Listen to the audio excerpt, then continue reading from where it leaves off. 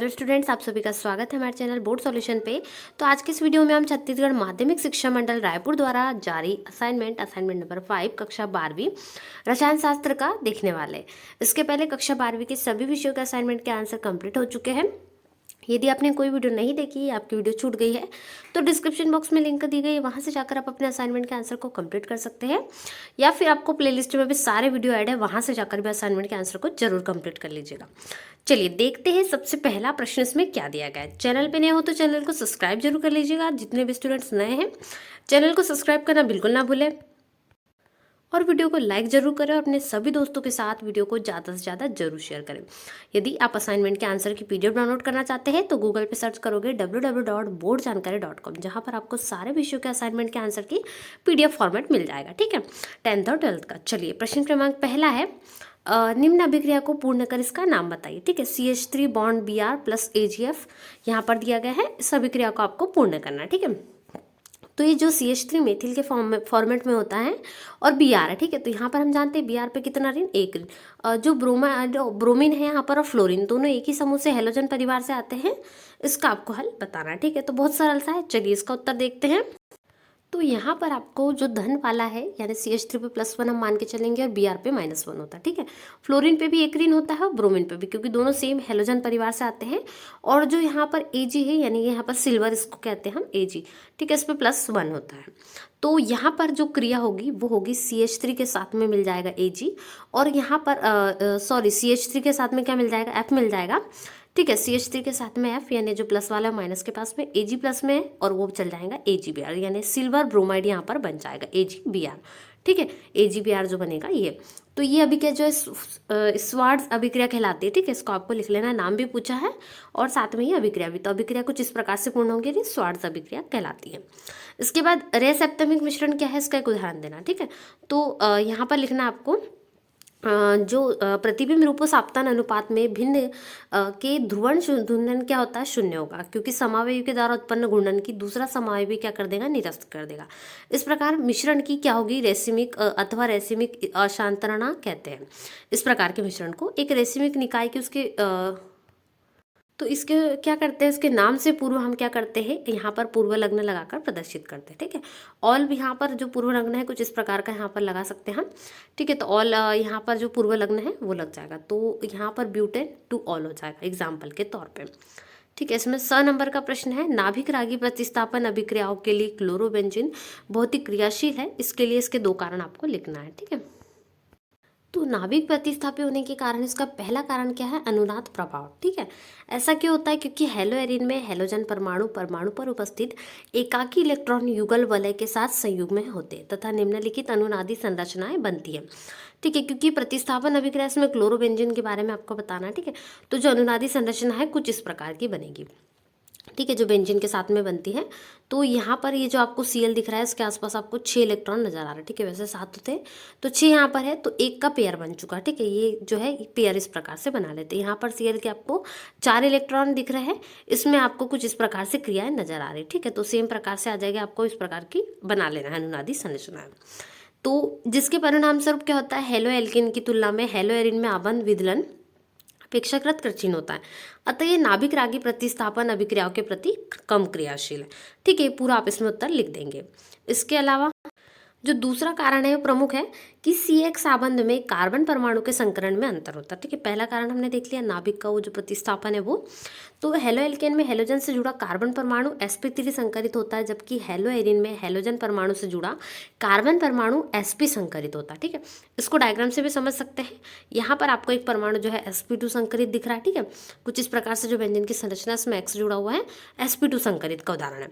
इसमें sp3 संकरण आपको दिख रहा है। ठीक है, कार्बन जो है मध्य में, और यहाँ पर आपको R फॉर्म में दिख रहा है और X और H है। ठीक है, तो sp3 संकरित परमाणु है और ये sp2, तो ये दोनों हो जाएगा।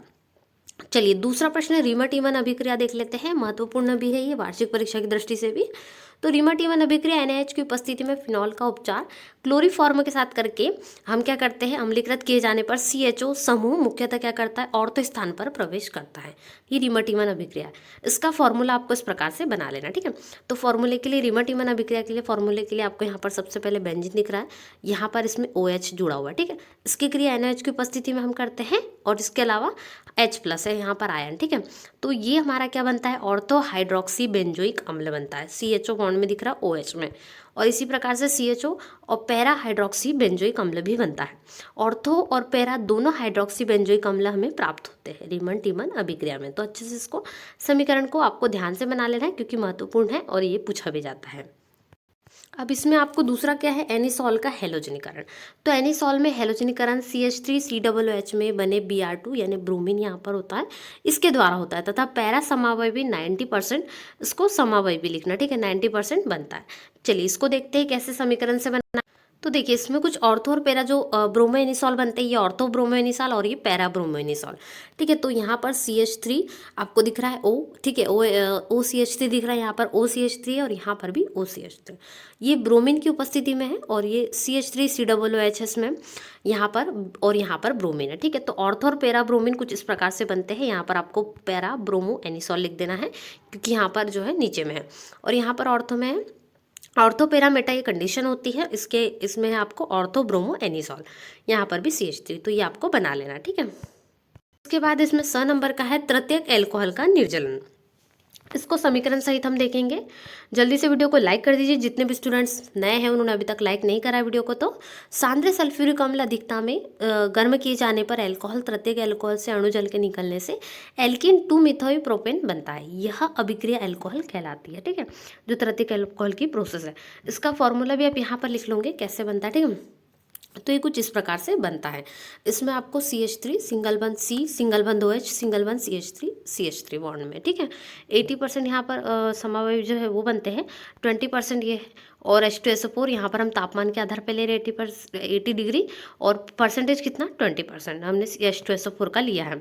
तो बॉन्ड जो है वो यहाँ पर जुड़ जाता है एक बॉन्ड जो है, और इसका जो यहाँ पर OH है वो अलग हो जाता है, और वो अलग होकर यहाँ पर जो है इनके H जो इस प्रकार से बंड बने हुए हैं, जैसे ध्यान से देखिए, ठीक है।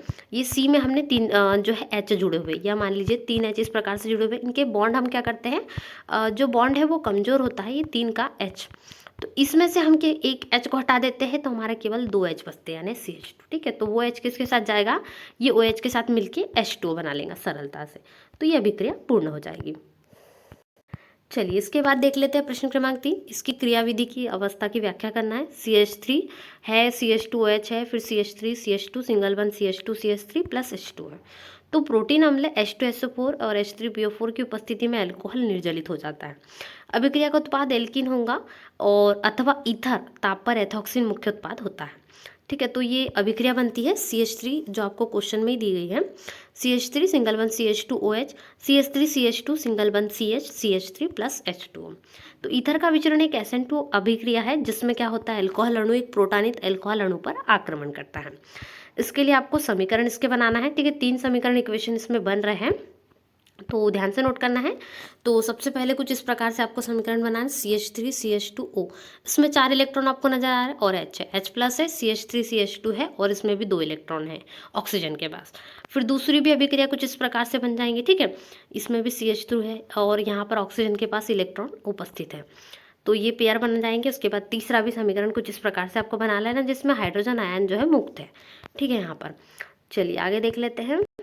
चलिए अगला क्वेश्चन देख लेते हैं। क्वेश्चन नंबर 4, निम्नलिखित अभिक्रिया के क्रम को पूरा करें, ठीक है। ये अभिक्रिया दी गई है ABC पॉइंट में है, तो इनको भी हम पूरा करेंगे। उसके अलावा फर्स्ट में इसका IUPAC नाम आपको बताना है, और इसके दूसरे क्वेश्चन है, पहला क्वेश्चन ये अभिक्रिया के क्रम को पूरा करना है, और उसी में ए है IUPAC का नाम। उसके अलावा एक यहाँ पर रासायनिक समीकरण को आपको लिखना है, PCl5 इसमें दिया गया, ठीक है। जो पोटेशियम साइनाइड है KCN जिसको हम कहते हैं, इसका यहाँ पर अभिक्रिया बताएगी। चलिए इसका उत्तर देखेंगे। तो अभिक्रिया को हम पूर्ण करते हैं, तो CH3 COCH3 BaOH का होल ट्वाइस है, ठीक है, बेरियम हाइड्रोक्साइड है। तो यहाँ पर बॉन्ड जो है थोड़ा डिस्कनेक्ट होकर यहाँ पर जुड़ जाता है, यानी डबल बॉन्ड हो जाएगा, और ये सिंगल बॉन्ड में टूट जाता है। तो बिल्कुल इस प्रकार से CH3 C double bond O इस प्रकार से बन जाता है, जिसको डाई एसीटोन एल्कोहल भी कहा जाता है, ठीक है। तो ये डाईएसीटोन अल्कोहल, ये H2O की उपस्थिति में होता है सब कुछ, इसमें H2 निष्कासित होता है। यहाँ पर हमारा जो नेक्स्ट बनता है समीकरण CH3 का होल्ट है single bond C, double bond CH, single bond C, double bond O, single bond CH3। ये मेसिटाइल ऑक्साइड है, ठीक है। इसमें NaH और आयोडाइड की उपस्थिति में संपन्न होती है। सी नंबर में हम इस प्रकार से करेंगे क्योंकि हमें अभिक्रिया पूर्ण करने कही गई है। तो मेथिल आयोडाइड CHI3 यहाँ पर बनता है, ठीक है। तो ये CH3 कुछ इस प्रकार से बनता है। ये अभिक्रिया आपको लिख लेना है सी नंबर का। इसके बाद में आपको दूसरे इसमें PCl5 वाली अभिक्रिया बताई गई है। तो इसमें जो पोटेशियम साइनाइड है वो आपको बताना है। तो ये इस प्रकार से बनता है, ठीक है, PCl5 की उपस्थिति में। तो ये 1 क्लोरोब्यूटेन यहाँ पर बन रहा है, इसका नाम है, ठीक है, 1 क्लोरोब्यूटेन प्लस HCl बन जाता है और प्लस POCl3, क्योंकि यहाँ पर आपका बच रहा है और फास्फोरस है तो इसके कारण ये ऐसा बन जाता है। फिर ये अभिक्रिया में हम पोटेशियम साइनाइड की साथ में कराएंगे तो यहाँ पर ब्यूटाइल साइनाइड बनता है। देखिए 4 कार्बन परमाणु है तो ब्यूटाइल, और CN है तो साइनाइड, तो ब्यूटाइल साइनाइड बनता है। इसके अलावा प्लस में पोटेशियम क्लोराइड भी बचता है। और बी नंबर के इसमें आपको हाइड्रोलिसिस की उपस्थिति में दी होती है तो पेंटानामाइड यहाँ पर बन जाता है, ठीक। इस प्रकार से पूरा फॉर्मूला पेंटानामाइड का हो जाता है। कई बार ये फॉर्मूला भी पूछा जाता है। तो ये बी नंबर में पूरा का पूरा समीकरण बन जाएगा। ये आपको लिख लेना है अच्छे से। तो आज के इस वीडियो में हमने 12th केमिस्ट्री का CG बोर्ड असाइनमेंट नंबर 5 देखा। ऐसे असाइनमेंट के लिए चैनल को सब्सक्राइब जरूर कर लीजिए, वीडियो को लाइक करना बिल्कुल ना भूलें। आपके साथ में जितने भी विद्यार्थी पढ़ते हो क्लास 12th के, उन सभी के साथ जरूर शेयर करें। साथ ही आंसर की PDF डाउनलोड करना चाहते हो तो गूगल पे सर्च करें www.boardjankari.com, जहाँ पर सारे विषयों का असाइनमेंट के आंसर अवेलेबल है। इसके अलावा अभी तक चैनल को सब्सक्राइब नहीं करा है तो जल्दी से कर लीजिए। सभी विषय का असाइनमेंट के आंसर डिस्क्रिप्शन बॉक्स में लिंक में है, वहाँ से लिंक पर क्लिक कर आप देख सकते हैं, या प्लेलिस्ट में वीडियो ऐड है। मिलते हैं ऐसे ही नए वीडियो में, तब तक वीडियो को लाइक करें, चैनल पर नए जुड़े सब्सक्राइब करें। Thanks for watching.